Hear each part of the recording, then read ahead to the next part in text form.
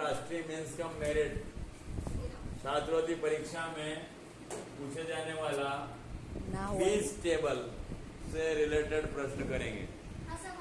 Fees table में संख्याओं का भी इस्तेमाल होता है, प्लस अल्फाबेट्स यानी कि अंग्रेजी वर्णमाला के अक्षरों को भी लिया जा सकता है। फीस टेबल से रिलेटेड प्रश्न 4-5 प्रश्न पूछे जाते हैं इस परीक्षा में। तो ऐसे आपको समस्यात्मक प्रश्न दिए रखे होंगे और उसको आपको हल करना होगा। जैसे यहाँ दिया है 8, 12, 60 और 24। यहाँ दिया है 12, 18, 90 और क्वेश्चन मार्क। मैं सभी शिक्षक साथियों को भी बता दूं कि ये रीजनिंग में जो है 10वां चैप्टर है जो कि पूछा जाता है। इसमें से वर्बल रीजनिंग की जो बुक है उसमें 10वां चैप्टर है, उससे करवा रहे हैं हम क्विज टेबल।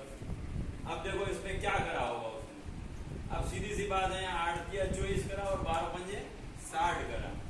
तो यहाँ पे भी वो 18 पंजे न्यू हमने, हो सकता है हमारा नियम गलत हो, तो इस टेबल में भी हमें ये वाला ये दो संख्याएं दी हुई है तो हम यहाँ 12 पंजे 60 कर रहे हो, तो यहाँ के 18 पंजे न्यू हो रहा है। हाँ हो रहा है। तो निश्चित तौर पे वही जो नियम हम सोच रहे थे वही लगाया गया होगा। तो यहाँ पे इसने 3 गुना करा, 8 में 3 का गुना करा दिया गया, 12 में 5 का करा दिया गया। यहाँ 18 पंजे न्यू और यहाँ 12 दिया 36 आएगा यहाँ पे। ठीक है, ऑप्शन में दिया भी गया है। तो ये आपका ऑप्शन 16वें क्वेश्चन का कौन सा ऑप्शन सही है? 16वें का है चौथा सही है। चौथे में 36 दिया गया।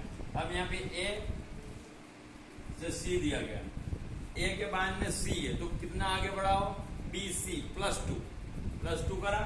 सी के बाद में F, D E F +3, F के बाद में जे, एफ के बाद जी एच आई जे, मतलब पहले +2 करा, यहाँ से +2 करा तो यहाँ पहुंचा, फिर यहाँ से +3 करा तो यहाँ आया और यहाँ से +4 कर दिया तो यहाँ आया।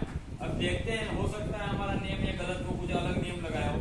यहाँ इस टेबल में जो जो हमारे अल्फाबेट्स दिए गए हैं उन पे हम कोशिश कर लेते हैं कि क्या ये वाले नियम यहाँ खड़े होता था। देखो टी के बाद में आर, क्यू आर, ठीक है, +2 हुआ और आर के बाद निश्चित तौर पे मतलब वही नियम चल रहा है। आर के बाद में हम +3 करेंगे तो एस टी यू क्या आएगा यहाँ? यू। अब ये सही है या नहीं ये देखने के लिए हम एक और कंफर्म टेस्ट ले लेते हैं कि यू के बाद में +4 करेंगे तो क्या वाई आएगा?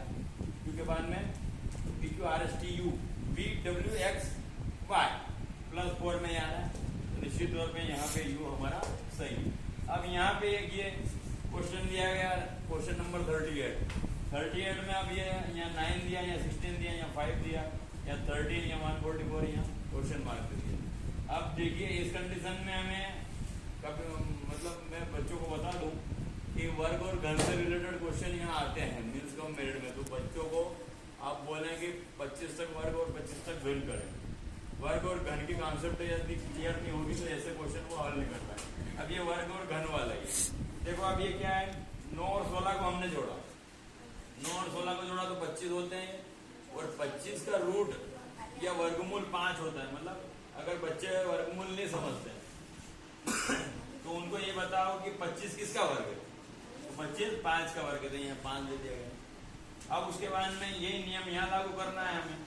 मतलब जो है यहाँ 144, यहाँ जो ये 2 संख्याएं थी वैसी यहाँ 2 संख्याएं यहाँ है, तो यहाँ 144 में हम क्या जोड़ेंगे? वो 13 के वर्ग के बराबर आ जाए। तो हमें मालूम है कि 13 का वर्ग 169 होता है, तो 144 में हम क्या जोड़ेंगे? 169 आ जाए तो हम जोड़ेंगे 25। तो ये 25 हमारा यहाँ आंसर सही है।